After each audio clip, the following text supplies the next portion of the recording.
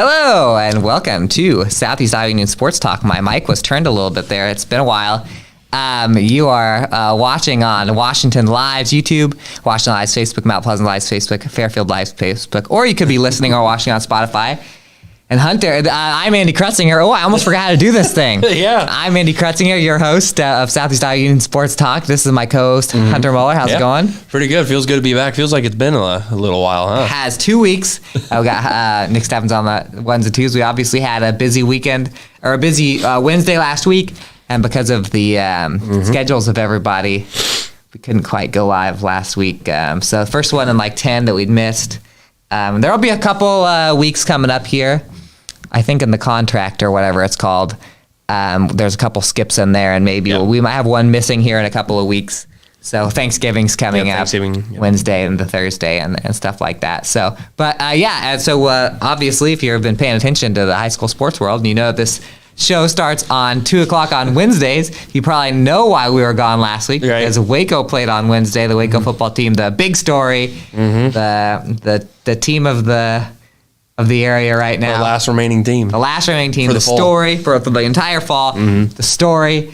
We were there for Waco's semifinal game against Newell Fonda, which was a roller coaster in a lot of different ways. And it was one of the craziest games of the year. And Waco 29, Newell Fonda 21, Hunter. Yeah, we going into it, we kind of knew it was going to be we knew it was going to be Waco's toughest test because I mean only the best make it to the Dome. So. We kind of saw that early on with some offensive struggles, and Simeon Reichenbach has been Waco's kind of horse in the backfield there all season long, and we saw Newell Fonda load the box, and Waco had to kind of rely on Isaac Oswald a little bit, and he hasn't passed a lot of the season, but he's shown that he could, and he showed last Wednesday, and they kind of got the passing game rolling, kind of opened up Reichenbach for some big runs later on. He's also catching some balls in the flat and taking them for some yards, and after that, Oswald hit Mason Miller for a touchdown. They kind of eased into the game, and it kind of felt like they got more of a rhythm there, and and they're playing for a state title. So I mean, like you said, one of the best games we've seen all season long, and you wouldn't ask much more of it. I mean, you don't. I'm sure Coach Edeker doesn't want it to be that close, but well, and he knew it was going to be a close game, and that's the reason Waco hasn't had a lot of close games. I think he says the fourth quarter they've had to play. But Waco doesn't. Reichenbach doesn't get the ball. It's not like they give it to him every single time. They spread it out. They spread it out a little bit even in the games where they're blowing out teams, and gave Isaac Oswald some chances. He went 15 for 27 for 197 yards. And a touchdown, and he just looked natural. I thought was the big thing, and he is. And he's done that play action and roll out, and he's got some good receivers to throw to. He never seems to be out of control. Even in this really their first close game, and a game where they were losing at one point early in the third quarter. Newell Fonda not only took the lead, but Waco had two big injuries with Ty Egley, who his injury looked bad enough where he probably isn't going tomorrow, and then Simeon Reichenbach, who eventually came back. Second half. Yeah. So it was a pressure-packed situation. Would you say that Isaac was the player you're most impressed by last week? Yeah, just because the Waco games that I saw, that far it was more that ground and pound, and they could get it done on the ground. But he looked. I mean, like you kind of said, he just looked like he was in his place and he was comfortable back there. You know what I mean? It never seemed like he was out when he needed to roll out and run downfield. He did it. So. I mean, that's good. It's good for them, if they haven't had to, kind of be in that position. They handle it well. It never felt like Waco was, out of it or like with their backs against the wall. Yeah, even when even when it was close, even when they were down, it kind of felt like, their defense played extremely well. Obviously, most of the scoring plays were, big passes over the top. So I mean, little things they can fix, but it never felt like they were kind of, I guess. Definitely had some pressure, but never felt like they were completely like at an arm's length away from pulling out a win. Yeah, I thought on the offensive side, the one thing that didn't work too well was just handing it off at the beginning handing it off to Simeon, which is the thing that always works. The play action really worked. I thought that their tight ends really, because 8-man got open. A lot of times they were wide open. The schemes really worked, and also I thought that when Isaac needed to. He did a good job. He does a good job of rolling out. A lot of his pass plays are rollouts and taking 5 or 6 yards of running room if he needs it. Right. So I like that. Yeah, I mean, it was cool seeing Mason Miller, a great touchdown catch. He actually led the receivers with 4 catches for 57 yards and a touchdown. He usually catches it on the other side of the ball. Interceptions. Talk about that. We'll just call him Odie since that's what everybody else does. Odie Shepard. Yeah. Remember that interception he had was crazy. Kind of the game sealer. Kind of the game sealer there. But yeah, I mean, like you said, like I kind of said, the defense was pretty outstanding. Good. But Drew Deers ended up with 10.5 tackles. Colton Lichty had 12 and a half tackles and a huge blocked punt. Which if you didn't watch the game, first off, like what the heck? What, you were in school or work or what? You have to pay to watch the replay on Sports Network. Yeah, I noticed that. I mean, you have to pay to get our newspaper, so I can't really complain. Yeah. But Sammy Reichenbach came and gave Waco the lead after Newell Fonda had it. A great run, broke a couple tackles, dove to the pylon, and dove to the pylon, and he was like, oh, he's healthy, and then they stopped him. Drew Deers blocks the punt, which sets them up in good territory. I think they just got a field goal out of that. Was it Chase Waterhouse or that block? No. Lichty blocked the punt. Chase Waterhouse had the big tackle at the end. He had the big sack at the end of the game, and he had a lot of big sacks. Oh, well. On the block punt, I believe Colton Lichty blocked it. The punter picked it up, and then Waterhouse wrestled him down. Yeah. And so that's why you have that picture of him flexing that's in the newspaper today or yesterday. Yesterday. Yeah, if you're a Waco fan, just go through the newspaper. Is this today's paper? Let's honk today's paper a little bit. Ooh, you're doing a little. It looks like Nick was doing a little, either reading some Garfield or doing some puzzles over here. But oh no, we got Wesley, and you know what? The days really run together. It was yesterday. Yeah, it is here. Is it? We'll show it. There's there it is. There's Waterhouse flexing. Can you see that on the thing? Kind of.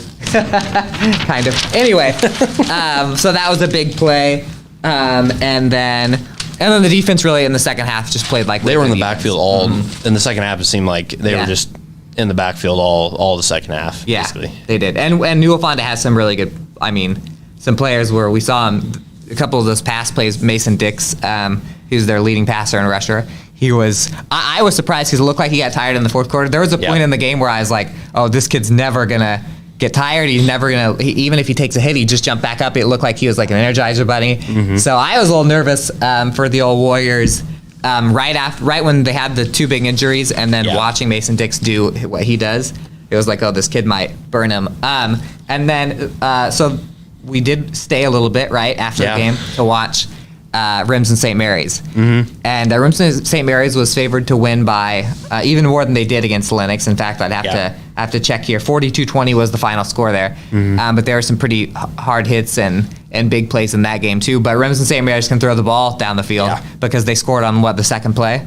Yeah, well, first play, I believe. First play? I believe it was the first play from scrimmage. They hit like a 50-yard touchdown over the top. It was a bomb. The receiver broke a tackle about 5 yards from the goal line and got in. So that's kind of that from what we saw a little bit we saw and what you can tell from their stats. And we watched a little bit of the video too. Yeah, you gotta to be kind of a Rims and St. Mary's team, you gotta defend the pass because that's what they like to do. But and their quarterback Cale Orman has 1,746 yards, 32 touchdowns, and he leads them in rushing too with 783 yards. So 16 touchdowns there, so he's kind of the total package there. And he is, and he's one of the best athletes in 1A sports, period. We saw him during baseball. Yeah, baseball, he was part of that Rims and St. Mary's team that played New London for the state title. So. Yeah, so, and then they have that Brendan Finch, I guess you'd say. I thought there was an N there for Finch, but he's a great running back. He's went for 791 and 16. He's scored 16 touchdowns on the ground. Yeah. Ortman has scored 16 on the ground and 32 in the air. Yeah. And it is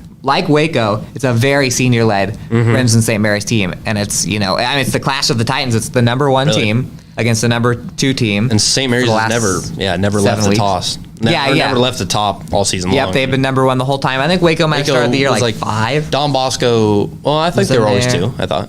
But I know Don Bosco got the number 2 ranking one for a while. I think like the first 2 weeks maybe Waco was 5 or 6, but they quickly shot up in the rankings and neither of them had a really close game. The only mutual opponent, Rimson, did beat Newell Fonda quite handily earlier in the year. 61-15. Of course, we'd have to watch that game over. Right. And I would say if Waco didn't have those 2 injuries, that also along with the fact that Egley's a really good player and obviously Reichenbach's their workhorse, the momentum of that kind of played with it looked like Waco was just about to bust out when all that stuff went down. Yeah, because when Reichenbach went down, that he just was coming off like a 20-yard Yep. little catch in the flat, ran it for another 15 yards down the field and kind of hyperextended his knee. And Yep. so it kind of, slowed the momentum there. There was probably, about 2 minutes left in the half, and they were able to kind of ride it out. And, he came back. He seemed like even better in the second half. Yeah, One he of did. the things you talked to. Yeah, well, I always say there are certain players that that look like as the game goes on, not just football, but in a lot of sports, high school or college or whatever, it's like they get better, like they just keep getting better.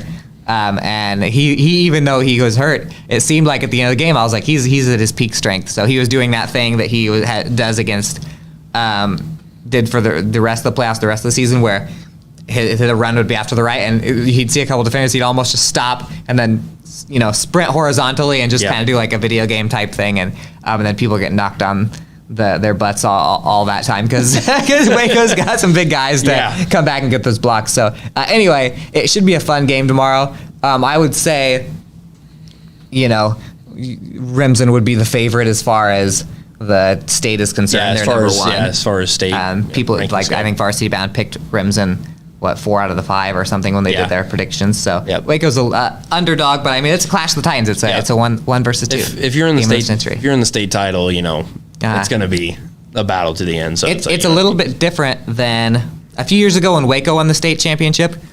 They played when New London won the state championship. Maybe that was the future coming back. There you go. Yeah. When New London was in the championship, they played Fremont Mills in the semifinals, and I remember the feeling of that semifinal game. Those were the two best teams, and New London played Rockford, and I remember being like, people would ask me, and I'd say New London's going to win. It was New London and Fremont Mills. This is the total opposite. It's been Remsen St. Mary's and Waco. This is the game that everyone's been waiting for. So it's exciting. Yeah, I can't wait to see it. We got to get up a little early and drive up there, huh? Yeah, it's 2:13. So what? We're like 16, 17 hours away from heading up. So obviously, we will have live tweets on that. Which they're from the Dome, they're sketchy a little bit. Yeah. Sometimes they're coming late. Obviously, you can watch it for free on the High School Sports Network. Create an account. Our goal is to get the story done right after. We still can try and fit it in the Friday paper. The deadlines are a little tricky, but we're going to give it a shot.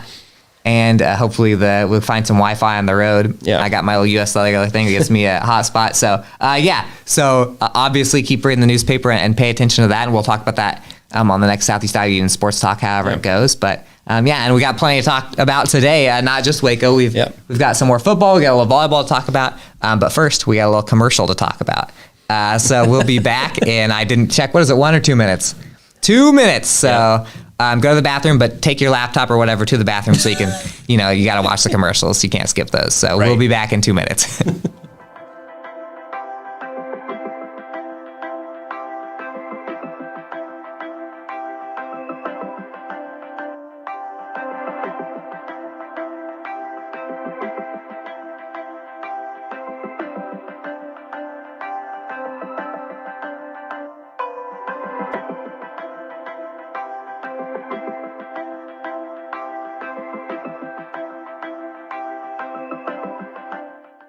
Federation Bank is a locally owned bank providing award-winning customer service. We believe that we are more than just a federation of banks, but a federation of communities, serving Brighton, Richland, Wellman, and Washington, Iowa. Federation Bank's highly skilled staff is here to make sure you are able to accomplish your personal and professional goals, whatever they may be. Federation Bank, your family bank. Hospice isn't a place, it's a type of care that focuses on living. Servicing a 7-county area, the Hospice of Washington County staff of nurses, social work, hospice aides, spiritual and grief support, volunteers, music and massage therapists are able to provide free end-of-life care where the patient lives. We write wills, give consent for organ donation, but rarely is there a plan for what we would want the final phase of our lives. At Hospice of Washington County, we encourage our patients to be in charge of their healthcare decisions while maintaining quality of life. At the Capper Auto Group, we put our customers' needs first and understand that everyone is as different as the vehicle they select. We offer new Ford, Chevrolet, Buick, GMC, Jeep, Chrysler, Dodge, and Ram vehicles in a friendly environment that puts you in the driver's seat. When it comes to service, we maintain factory-trained technicians and competitive pricing. The Capper Auto Group still believes that service after the sale provides the best customer experience. Come see the Capper experience for yourself. And we're back. Southeast Iowa Union Sports Talk. I tried to get one last drink, and off camera, I tried to get one last drink of water in on that. The lid was stuck, so we are laughing about it because anyway. You guys don't know about that. It's almost an inside joke that I just told them about. You're watching Southeast Iowa Union Sports Talk. We cover / just talk about high school and college sports in Southeast Iowa. Teams covered by the Southeast Iowa Union. Boom. In particular, we talked about a little Waco. So we didn't have a show last week, so we didn't get to talk about Saguenay Kyoto. Yep. We said on 2 Wednesdays ago that they had a big task, and they did, going against Van Meter. Defending state champion. Defending state champion, current state favorites. Yep. And they couldn't quite handle the Bulldogs, so 45-0 Van Meter in that a couple weeks ago in that regional final. It snapped Sigourney's 8-game winning streak. So it's tough. Van Meter's still playing. They went on to didn't they just dominate in the semifinals? They're playing for the title, Class 1, Class A. And so tough. Sigourney Kyoto has now made they made the Dome 3 years ago, and then they made the Dome 2 years ago, I guess. Last year, the game before the Dome, and this year, the game before the Dome. So Sigourney Kyoto football keeps rolling on, but and then do you have the state championship matchups besides Waco? And we're gonna look up. Yeah. So we'll just go in order from. I can also say the time in case people are interested. But, for sure. So Waco starts at 9:30 tomorrow against Remsen St. Mary's. Waco 13-0, Remsen St. Mary's 12-0. Class A is after that 1 o'clock. Grundy Center 12-0 versus West Hancock 12-0. Fun fact. Not fun fact, I should say. Unfun fact. Grundy Center is who knocked off Columbus. 4A follows them at 7 p.m. Lewis Central 12-0 versus Cedar Rapids Xavier 12-0. And then on Friday, Class 2A kicks off 10 o'clock. Central Lyon, George Little Rock 12-0 versus Williamsburg 12-0. Kind of Williamsburg, a team that's played a couple of our teams, been fantastic all season long. 3A's after that. Mid-Prairie. Yep.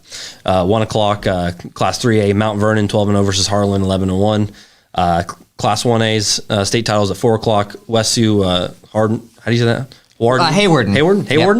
I think Hayward. That made that way tougher than it needed to be. 11-1 versus Van Meter, 11-1. And then Class 5A ends it all. 7:30. We got Valley West Des Moines versus Southeast Polk. That was going to be a good one. I could not believe, we're covering our team, so we don't watch a lot of other high school games. But I'd known enough about Valley and Dowling to know that Dowling whooped them earlier this year and was like 32 points favorites on BC More rankings. And I like to try and watch those live, and I was doing something, so I wasn't watching it. So I was just following on my phone a little bit. But Valley beating Dowling, their rival, and that's like in the semifinals. That's like if you're can name one of our rivalries, just random rivalries. Van Buren and Cardinal. That's like if Van Buren beat Cardinal by 30 points in the season, and then they played in the semifinals of the state, and Cardinal came back and beat them or whatever. That's such a crazy story. Southeast Polk has a bunch of studs. I thought it was going to be Southeast Polk Dowling for sure. Yeah, I mean, talking about Southeast Polk, obviously the Iowa corner, number 1 rated corner in the country last year in Lomka or whatever. How you say his last name. That was an awesome track athlete too, long jump superstar. Caden Proctor, top 3 lineman in the country, and going Iowa. Well, I heard he just visited Oregon last week, so even though he's already verbally committed to Iowa. The one you're talking about long jump is Abu Sama, the running back, going Iowa State. Back. So Southeast Polk is stacked. They're loaded. Another stacked team in that, by the way, Harlan at 1 o'clock. They're probably the biggest favorite of the whole thing. They're probably favorite. I'm not even looking. They're 11-1. Mount Vernon's 12-0. But I would bet you Harlan's favored by 14, 15 points in that. Here's some good ones. I'll tell you. Grundy Center, West Hancock, I think will be pretty good. Lewis Central, Xavier, I think will be very, very good. That might be the closest game of the whole thing. But look at all our teams. Look all our teams that made it far. Columbus, they lost to Grundy Center. Grundy Center's in the championship. Mid-Prairie lost to Williamsburg. Williamsburg's in the championship. Waco's in the championship. Do we got any more of those? Xavier didn't beat anybody this year, no. But it's just kind of a testament to how close our teams were this year. Yeah. So before we go to the next commercial, do you have any? I wanted to ask you, because we're almost saying goodbye to football season, not quite. What's your favorite memory from this year's football season? You got one? I'd have to say Columbus, Alburnett for the district title. Yeah. Going to overtime, Columbus, dominant run game. Alburnett kind of was doing it all, and it was just nice to see the Wildcats, playing for a district title. They had some down years, and it was nice to see that program kind of what they did all season coming into fruition with playing for the district title. Obviously, they came up a little short, but it was one of the best games all season. So I probably have to say that was probably one of my favorite. Even though it was freezing cold out there in the rain, but that's true. I didn't have too many calls. I wrote down the Washington Fairfield Classic. Washington beating Fairfield in a thriller. Van Buren winning their homecoming and beating Cardinal for the first time in 5 or 6 years. I was at that. Just the feeling of Waco going to the Dome, even though it was a domination, because I had saw them lose that game the year before, and then Mid Prairie and Sigourney Kyoto was a fun game that I covered this year, and I also put in a note here. That the Mid Prairie student section had a bullhorn, and I thought it was really funny, and I kind of wish that all the other student sections did that. So even though I'm sure that, I don't know if everyone wants the kids to have a bullhorn, but I remember being, that was one of my favorite things from the football season. So there were so many good games, so many good matchups. There are, and it's easy to not miss it when it's cold and snowy, because I don't want to be out there right now. I'm glad we're indoors, so I'm glad the Dome's indoors. Well, yeah, you even dread in basketball when you have to get out of your car to walk to the gym. Yeah, it's pretty tough, and so I haven't slipped and fallen this last couple days, but it's been tough. But I don't want to depress people before. I'm depressing people with the snow talk, but I'm going to uplift everyone by telling you it's commercial time. Second commercial of the day. Stick with us. In a minute, Hunter's going to talk about some all-state volleyball honorees. Stick with us.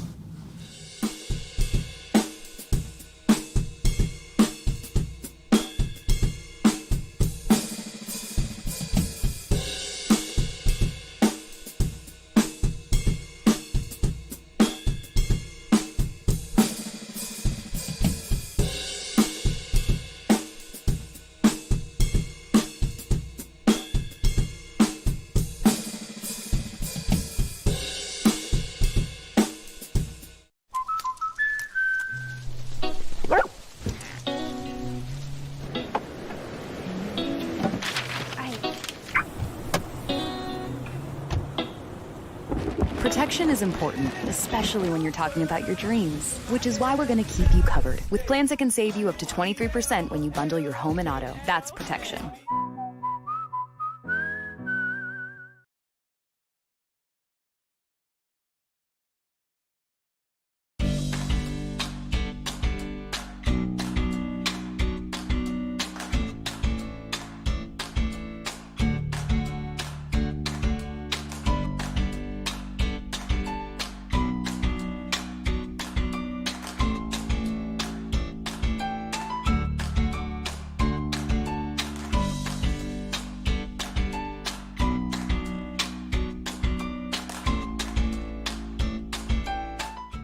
Family owned and operated by Andy and Sarah Ross, Ross Auto has been your vehicle repair and maintenance headquarters since 1935. We specialize in all makes of cars and light-duty trucks. With our variety of available services, let us help you keep rolling and your vehicle operating efficiently. Services include general auto repair, alignments, brakes, fuel injection, and more.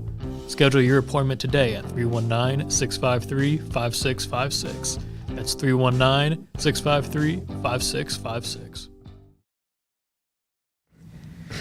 We're back. We're having fun during the good. Just fun fact, we're having some fun during the commercials. Those are two fun commercial breaks. You guys don't get to enjoy, but we had fun. So just if you care about us having fun, we were having some fun conversation. Anyway, speaking of fun, it was a big news coming out. The Iowa Girls Coaches Association released the all state teams.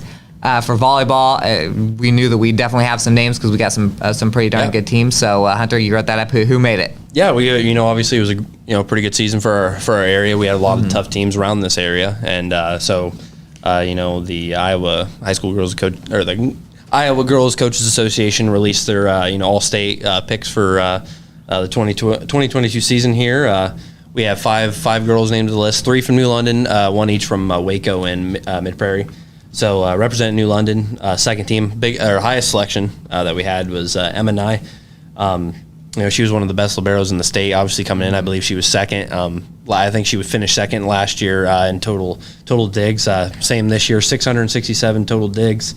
That's third most in the entire state. That's first in Class 1A.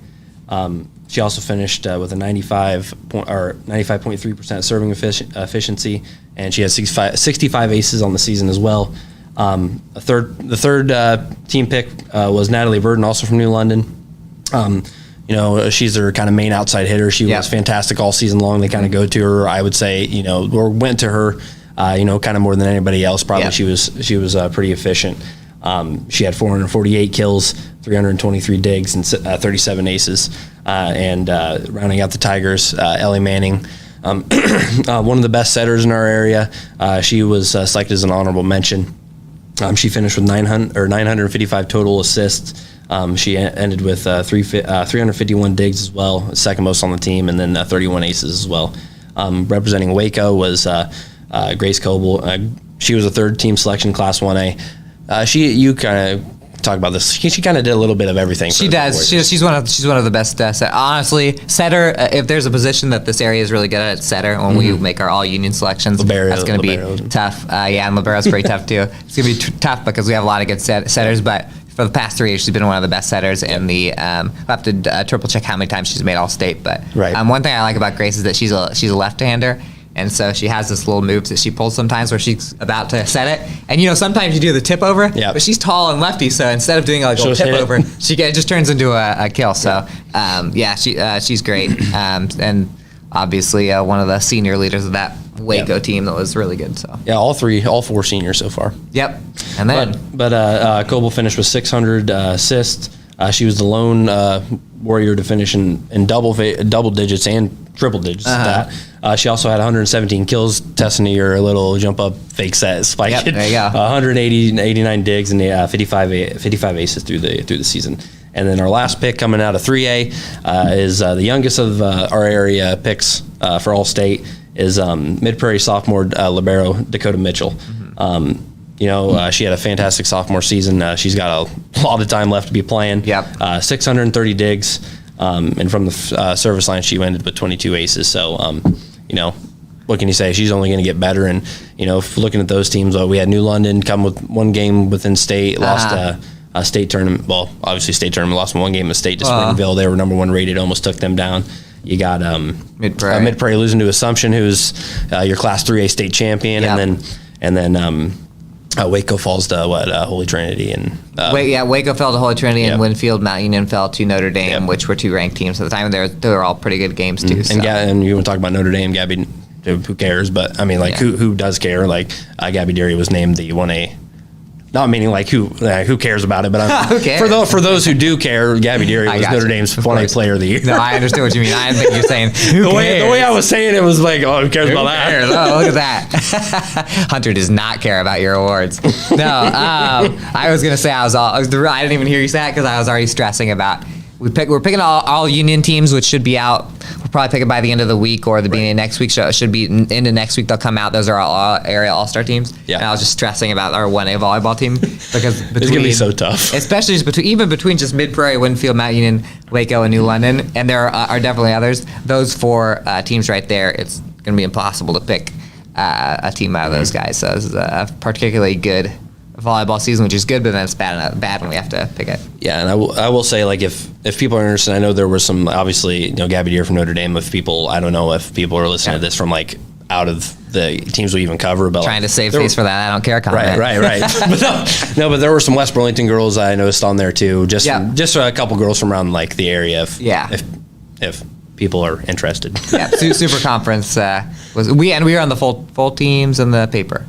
Full team, full 1A or 1A to 5A will be in the paper. Yep. So you can check those out. Those will be in tomorrow. Yep. Or they're all online right now. So if you're literally watching this live, southeastiounion.com/sports. There you go. Right there. Check it online. I have one more big piece of news today.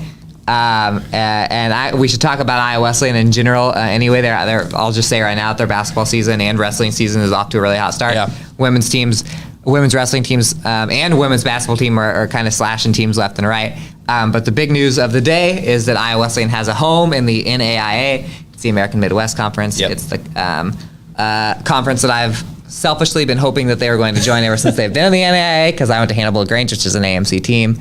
That will start next year. So this is the last year they'll be in the CAC, at least for.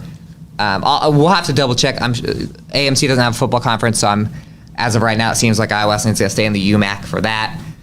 The wrestlers are currently in the Heart of America, so we'll have a story about this later on where we'll kind of figure out, if they're a full membership of all sports or whatever. That kind of just broke a little while ago. The women wrestling team is top notch. Yeah, women's wrestling team is top notch, and the AMC does not technically have wrestling as a. There's plenty of teams that have wrestling, but they all join other things, I believe. I'll have to double check on that. At least when I was in college. So exciting. I'm excited. Yeah. Not only because they'll play my alma mater, Hannibal LaGrange, but because they'll play all the teams I used to love to cheer against. William Woods, Missouri Baptist. Just for you Iowa Wesleyan fans, your new rivals once you join the AMC. Williams Baptist, Columbia, Missouri Baptist, Harris Stowe State, Hannibal LaGrange, William Woods. Not Lyon. I was reading the list, but Lyon is leaving. You got Iowa Wesleyan is taking their spot. Central Baptist and the Health Science, Central Baptist Health Science of the Pharmacy, which used to be St. Louis. Yep, St. Louis College of the Pharmacy, which we enjoyed. It was STLCOP, so it was STL Cop. I wish they stuck with that name because that was really funny to see on their uniforms. Then Stevens College, which is just a women's college, there and there too. So I think there might be 11 or so teams in the AMC, and Iowa Wesleyan's back. And they used to be in the AMC in the 1993 to 1995, I believe. So coming home. Also, I cannot get it out of my head. I'm sorry, but all I can think about is you at that soccer match with blue actual paint on your body. Yeah, that's right. I was showing Hunter. This is not fun, body fun paint, fact. Actual paint. Fun fact: when I was in college, we decided to spark up a rivalry. I went to Hannibal LaGrange. We decided to spark up a rivalry with William Woods, which is in Fulton, Missouri. Hannibal LaGrange is in Hannibal, Missouri. Two teams that Iowa Wesleyan will be seeing a lot. And so we just decided on a whim that William Woods we're gonna start going hard whenever we play William Woods and stuff because we didn't really have a rivalry with them. And so the women's soccer team was playing on the road, and so we went to get painted up, body paint. There wasn't any body paint, so we used regular paint that we found at Walmart, and we went crazy. We drove over there, and then we stole this. The international students had this giant drum. Maybe I'll post a picture of this on our Twitter. Maybe not. We'll see. Better think about this giant drum that they used to bring to stuff, and we took that and we brought it to Fulton, and we waited for the right time, and then we ran out there with our entire body painted. And it was freezing. Right? And it was freezing. It was like 10 degrees, and we had this drum, and we ran on, and it was so cold that you couldn't see the lines, and so we were banging the drum and doing all this stuff, and they had to stop the game to kick us off the field because we had gotten so close. And when they stopped the game to kick us off the field, the William Woods fan base just like went wild. And that was the start of a great rivalry. So any Iowa Wesleyan fans, we used to chant, we used to yell, "Chop down the woods." When we played William Woods, that was kind of our battle cry. I made it up. So take that, yell it as much as you want. We used to say burn down the park too because Park University used to be in it, but Park's gone. So oh man, they're in the. Not to bring that up, but I just cannot get that out of my head after you said William Woods. I'll do. You know what? If this he's gonna post a picture if it gets 150 views by next Wednesday, I'll post a picture. Boom. Of young Andy. YouTube on YouTube, so you have to go to YouTube and click it. Young Andy rocking the blue. That's right. 150 views, or let's say like 75 likes. There you go. Then we'll post a picture of me in body paint. We're challenging you. We're challenging you. Yeah. Fun fact: when you wear regular paint on your chest, it's really if it's hot, it's really hot, and if it's cold, it's really cold, and doesn't come off very good. But you feel like a superhero when you're in the shower getting off because it like runs differently, and so it feels like you're like Superman, and like when the anyway. Yeah. Well, why are we talking about this? Yeah. Bottom line is Iowa Wesleyan is in the American Midwest Conference starting next season. This is the last year in the CAC, so they'll do all the conference championships and stuff. I'm sure that the CAC won't do. What was the conference that? There was a conference in football last year where a team was leaving, and so they didn't let them play in the conference championship. That was a big conference, like a football thing. I remember, but I'm sure the CAC is not going to do anything like that. So they're gonna still be fighting for CAC conference titles and basketball and all that other good stuff. Hart Conference and wrestling, and now we're rambling. But Iowa Wesleyan to the AMC. Big news. Big news. Big news. Big news. And basketball, we got some of that starting. That's right. Basketball starting soon. This weekend kind of starts the big games. I was able to watch a Jamboree yesterday in Winfield. It was cool to see Winfield and Mount Pleasant go at it. It's kind of funny because it starts this weekend, but then it's like, right now it's Thanksgiving, and then all of a sudden it's like, we're going to stop. And then it's a weird start. When I was in school playing sports, Thanksgiving was always the worst to Yeah. for like sports, because like you'd like get in the groove of things, but then you'd go to Thanksgiving and just like eat a crap ton, and then you'd come back completely out of shape. Yeah, there you go. Like a week later. It's a totally like, oh, these guys are really good a couple weeks So ago. they should just wait to start basketball until right after Thanksgiving. They should. It's kind of weird that we're going to a football game tomorrow, and then we're going to meet the players. Yeah. Stuff is tomorrow night cool. for a lot of the big schools too. So we got team pictures. So now I'm just fretting about stuff we have to do. That has nothing to do with our audience. But basketball season's coming. We're staying here obviously during basketball season.